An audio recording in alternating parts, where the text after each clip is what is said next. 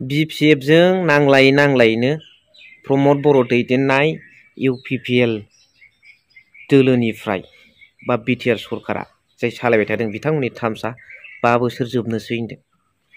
एनडिबिफोरनि जेंना मुंख्लंफोरनि थाखाय माखासे खोथा होनाय बिथांमोननो मुंख्लंफोरनो मावनो गोनां खामानि बेखौ दासिमबो मावफुंनो हायाखै।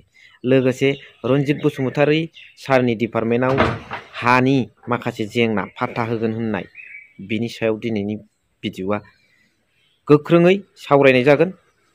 स' hello everyone one second welcome back to दा चेनेल। दिनैनि गोदान भिडिअ नोंथां बयखौबो गोसो गोथारै बरायदों। लोगोसे आसा खालामो इसोरनि अननायाव नोंथां बयबो मोजां दं।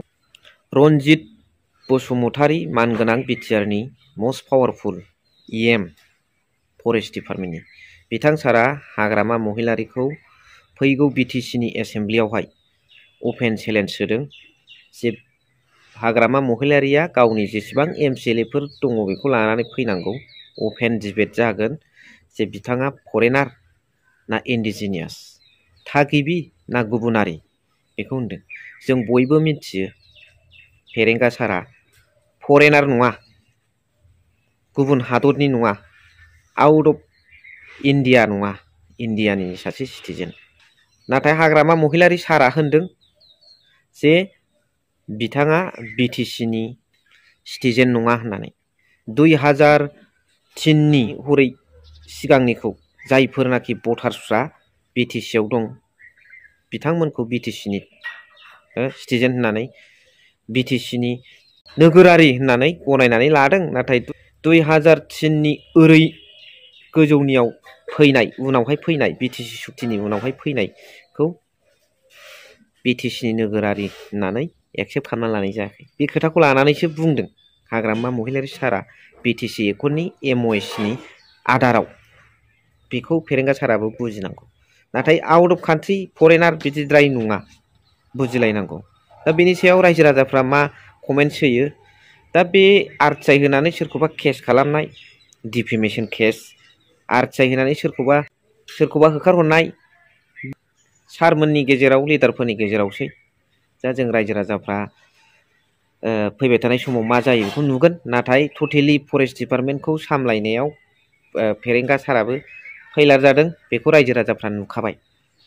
खारन दिनै बिथांनि डिपार्टमेन्ट्सआवनो बाला अन्थाइ, हाग्रा बंग्रा दानस्रांनाय, दंफां दानस्रांनाय, नाम खारिला आङो, बबेबा लामाजों दासिमबो दंफां बोनाय, बेनि उनाव फरेस्टनि गारि खिथु थांनाय बेखौथ' मेगनजों नुगासिनो दं। बेखौ गोसोबा हमनो हायो। नाथाय सोरनि बाखा नालाय, सोरनि बाखा बियो बेखौ बोरै हमनो? नोंसिनिनोखा, नों बोरै हमनो? बे आरो दा बे गोबां UPPL दोलोनिफ्राय जाय बिटिआर सरखार दङ प्रमद बर' सारनि नेतृत्वआव बियो फैलार जादों। एनडिबिफोरखौ केस फोजोबनायाव फैलार जादों। मुंख्लंफोरनि माखासे खोथा होनाय बेफोरखौ मावफुंनायाव फेलें जादों।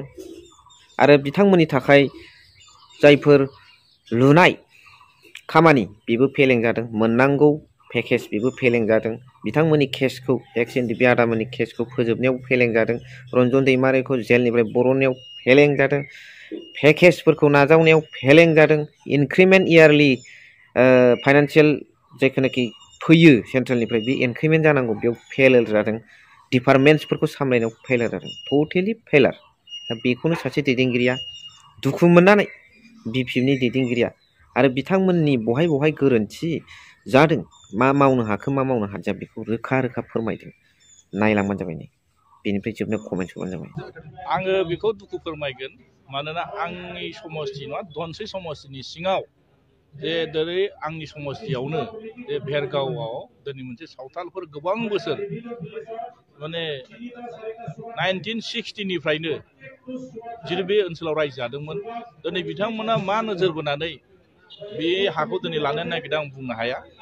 आं मोनथिदों सरासनस्रा भाबै माने मोनथिदों आरो आं बिथङै बेखौ बिनि सायाव आं बिजिरगोन आरो रायलायगोन। मानोना बे मोनसे दुखुनांथावना जादों जे बिथांमोना इलेक्सननि समाव खिन्थु बाथ्रा होदोंमोन जे BTC ओनसोलनि गासै सुबुं माहारिफोरनि हा हुखौ न्यायदि खालायगोन होननानै बिथांमोना खोथा होदोंमोन। मास मोनसे 15 दिननि गेजेरावनो खालायना होनायनि खोथामोन। दिनै नुनो मोनदों जे बिटिसि ओनसोलाव थानाय बर'जों लाफानानै गुबुन हारि माहारिफोरनि हाखौ दिनै बिथांमोना गासैनिफ्राय दिनै बिथांमोना बन्सित खालायदों।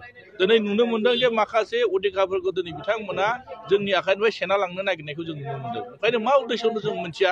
आं दुखु फोरमायदों ओंखायनो जाहाथे बिथांमोना जिथु बाथ्रा होदोंमोन, जिथु खोथा होदोंमोन, जाहाथे साफ्रोमबो मानसिफोरनो हानि पाट्टाखौ खालायना होनायखौ आङो बिथांमोनखौ खावलायगोन।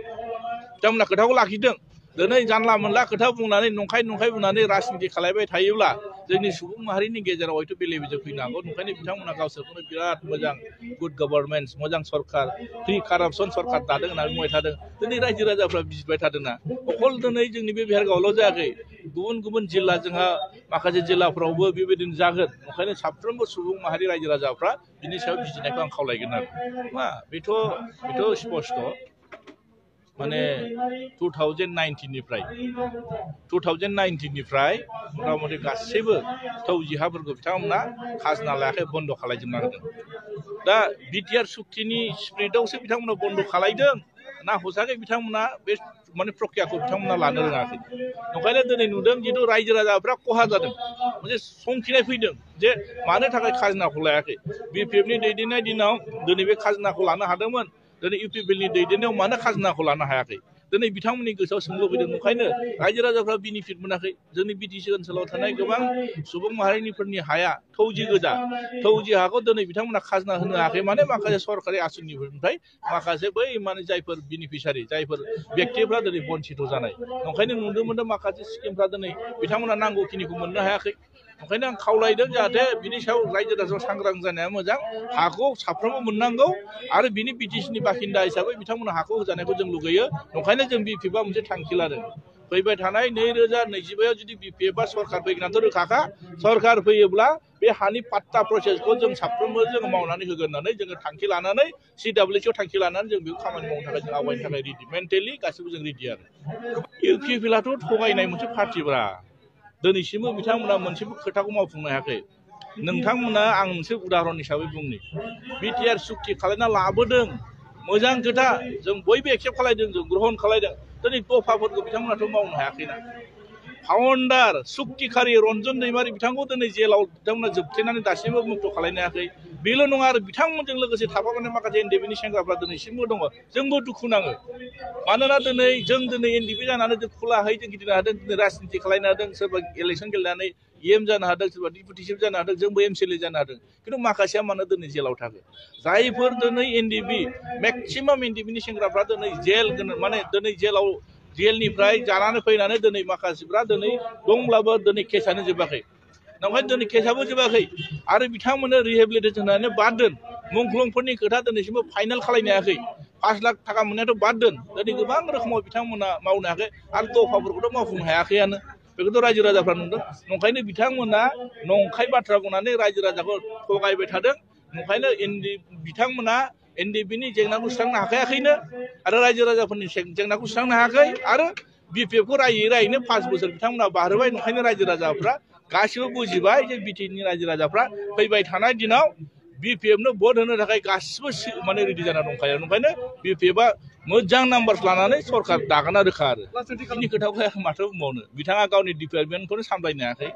मैदेरजों बुथारजानायाथ' बयबो नुबाय थादों। ओंखायनो आं खावलायगोन बिथाङा गावनि डिपार्टमेन्टखौ मोजां सालायथों। मालायखौ जानला मोनला खोथा बुंनानै राजनितिनि बाथ्रा बुङै 5 बोसोर हगार हरबाय बिथाङा। ओंखायनो बिथांनि एन्सारखौ बिथाङा मोनगोन। ओंखायनो दिनै जोङो मैदेरनिफ्राय आरो मानसि आरो मैदेरजों जिथु जोंनि गेजेराव मोनसे हंगात जाबाय थादों, बेखौ जों बोरै प्रटेक्सन होनो हागोन। ओंखायनो फरेस्ट डिपार्टमेन्टनि गासै अफिसारफोरखौ आं खावलायगोन। ओंखायनो बिथांमोनाबो मोजां पदक्षेप लानानै जाहाथे बैनिफ्राय जाहाथे बासायनो हायो आरो। स' भिडिअखौ नुबाय नोंथांमोना, आसा खालामो नोंथांमोना कमेन्ट्सखौ लिरनानै हरगोन। स' भिडिअखौ एसेखिनियावनो फोजोबबाय। Thank you for वाचिं।